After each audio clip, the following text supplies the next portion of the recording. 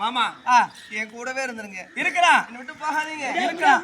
எங்கள் மனைவி எனக்கு 60,228 தேவி 8 பட்டஸ்திரீ அத்தனையும் அவளுடைய யதாஸ்தலம் இருக்கு. சரி, அது அத்தனையும் திருவாரூர் போய் பேர்பாதி நாட்டை வாங்கி அதை உங்களை குளிப்பக செய்தாதான் அது ஒரு பெருமை.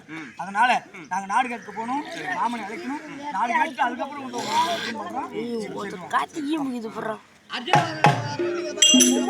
இப்படியாக நாடகம் நாடகத்தோடு முடிவிட்டது.